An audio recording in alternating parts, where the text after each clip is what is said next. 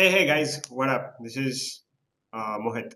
So, do you feel like people don't get you, or do you feel like people, your audience doesn't get you, and you feel like you know your whatever your art that you're doing is like far removed from what your the people are not getting towards it. So there's this always that issue, right? About connecting with your audience or connecting with the customers, and like you are creating something interesting, all right? Like I have seen some creative people going so deep into their own world of exploration, that they're exploring something like it's so new, and it is something like which might even change the zeitgeist, as in it might change the way we see the world.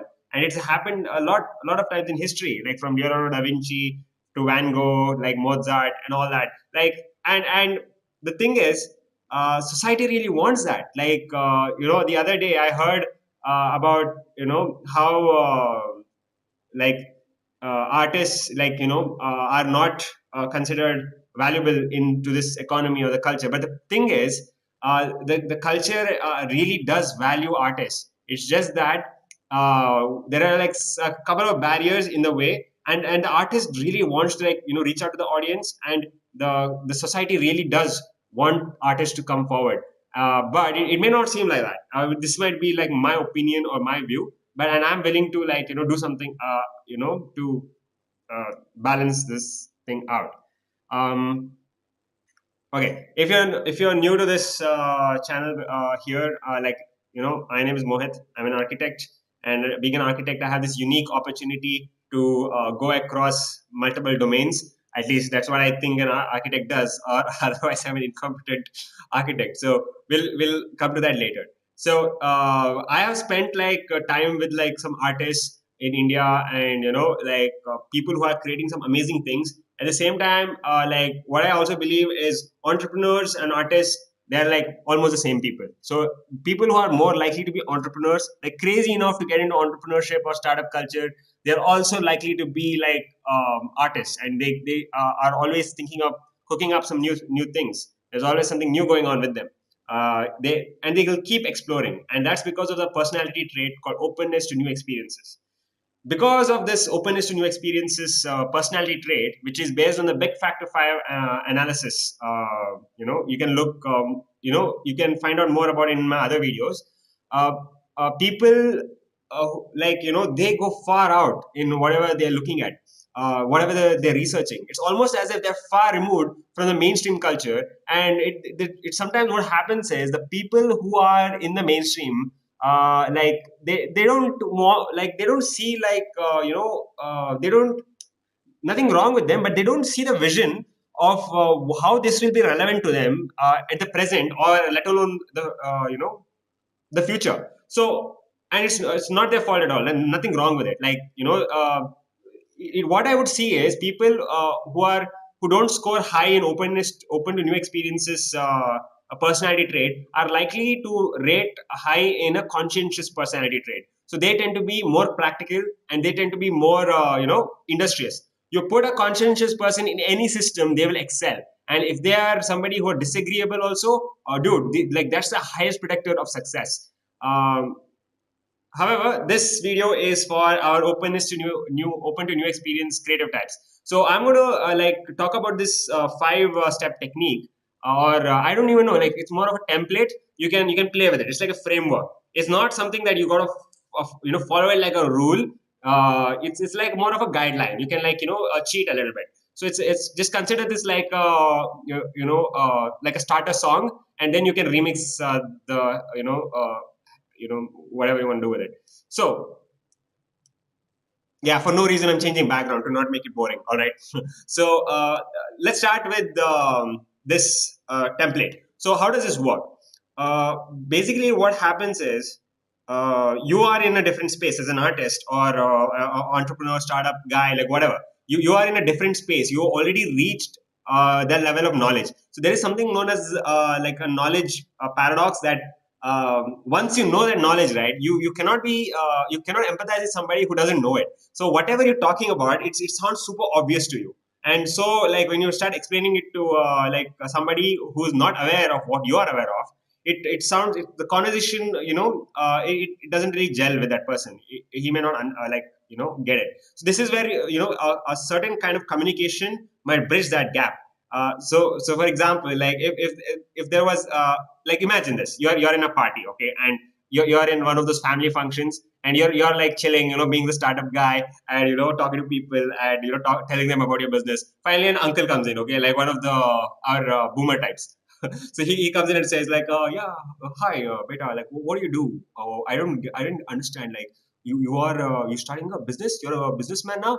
Yeah, like, and you go and say, yeah, uncle, like, I'm working on this amazing new startup. It's based on the holographic universe theory of physics, and I'm going to, like, attach it to the morphic resonance field in biology, and I'm going to combine it. I'm going to build a machine which can, like, okay, stop right there.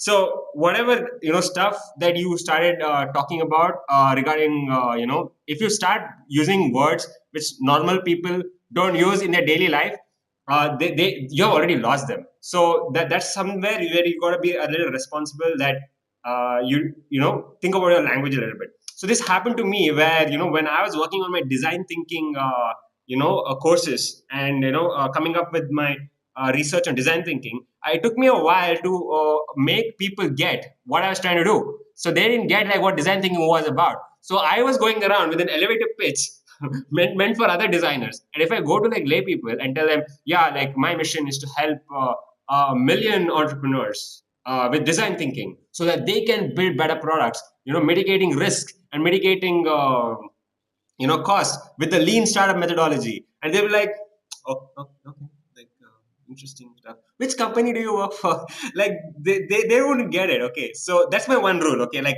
stop using jargon. Okay, make it as simple as possible. I know, like, I use those big words to, like, like, to hide from, my vulnerability with my smartness. Like, you see that doing me doing with a lot of my videos. Like, whenever I, like, start name dropping and I start, like, using, like, a bit complicated words, that is yeah, that is me. Like, okay, I'm like shaky a little bit. So okay, just to not to bore you guys, like, I'm just gonna, like, keep adding some images. Like, I'm still working on how to make this engaging content. So let's talk about the five steps you can do to enhance your presentation techniques. And this is the logo that I'm working on. Like, you can, like, comment below, like, how you find it. It's basically the crossbones of pirates, whatever. So, being like, one of the pirates, you should be able to have the wherewithal to communicate with your customers in such a way that they get your product, or they get your idea. As an artist, even as an artist, you can do this. I read a blog about, it was called "Don't Be Such an Architect." So there was an issue that I had about being an architect, is that like, most people don't get what architects do. So there was an accountant friend of mine who came to me and said, "Look, whatever you're doing, I can, like, just hire a civil engineer and, build a box for myself. Like, why do I need an architect?" So to explain this to him, I had to, like, like, make it as simple as possible. Okay, like, the way, that way he would get it. So it's a matter of he doesn't even needs to understand the whole thing. Okay, it's just about whatever it is, talk about it in such a way that you, as an artist, entrepreneur, architect, whatever it is, you are a function to cause something to happen. So like, you have this mathematical symbol f of x, right? F is a function, and whatever x equals whatever. I hope I'm not making this more complicated than it needs to be, but when you add that function to whatever equation you're adding, the equation transforms. It becomes a completely whole equation. So you are that function, basically. You are the f of x. And so the template is pretty simple. It goes like this: situation, problem, uh, like relevance, or also to make it easier for you, it is so what. Okay, just remember so what. That's the middle of the template. Next is solution, and finally it is benefits. So it goes like this, okay? Situation, problem, relevance, solution, benefit. So when you talk like this, you're leading people, like you're slowly guiding them into making them understand like what it is you do and how it would help people. Even for artists who are like working with like high concepts, right? If you talk to them like how it would benefit the person with the solution that you are providing, and you need to um, frame that whatever you are providing as the solution, okay? Like it is there, like you wouldn't be doing this otherwise. If there was no you are not solving a sort of problem. Even artists who are doing some high profile, I mean, I don't, not high profile exactly, but who are doing something like something as out there, something postmodernist also. There is see if there's some kind of an underlying problem you're trying to solve, and frame that your art is in the inquiry of solving that said problem, all right? So start with a situation. So if it was me, if I had to talk about architecture with my accountant friend, I would say like situation, what's the situation, right?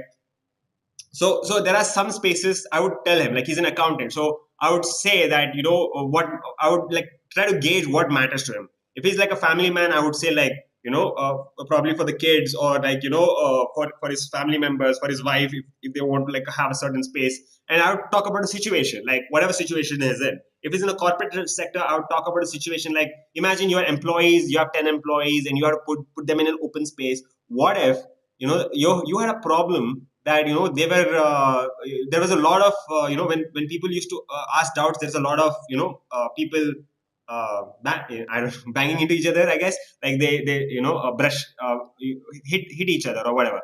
And instead, like what if like there's a color which might affect their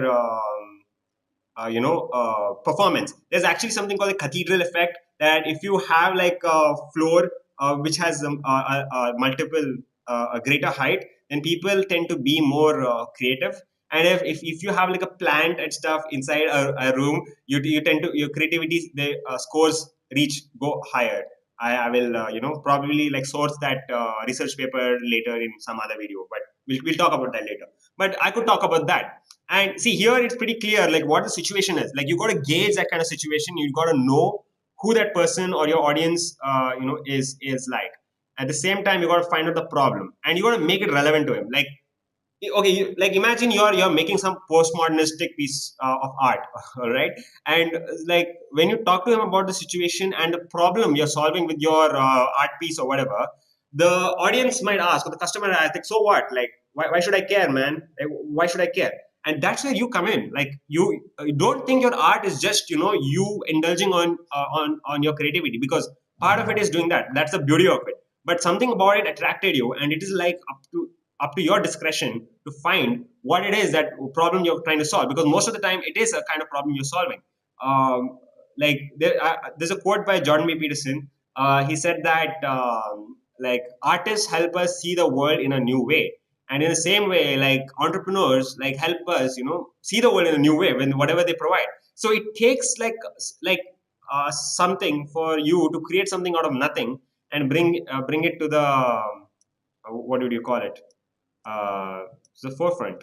So there you go. Now comes the solution and the benefits.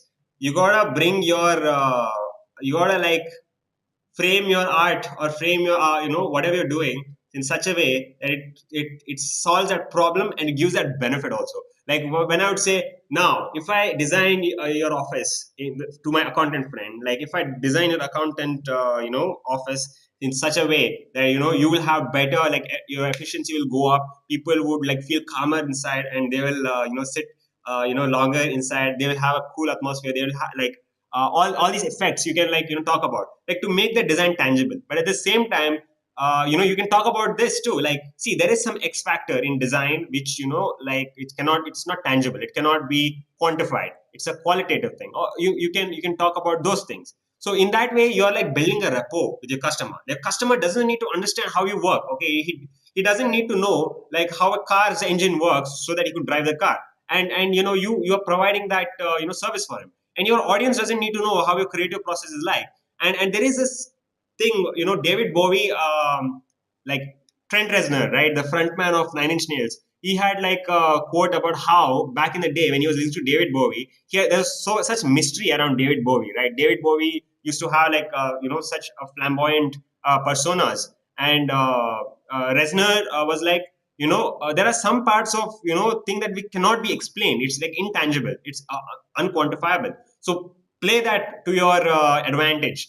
People, like if adding that mystery to your thing, it'll, and also making it a little bit simpler. Not more like not as simple as possible, just simple enough for people to share about your work. And people really do want to share your work. Like they don't want to look like idiots, when they're sharing your work and you're talking about, hey, like I want to talk to you about this cool guy, okay, and he's making this crazy art, he's making this crazy, like his startup idea is this, and they would be like your promoters once they once they find that they're part of your community. So I hope this helps you, and I hope this your creative journey goes all the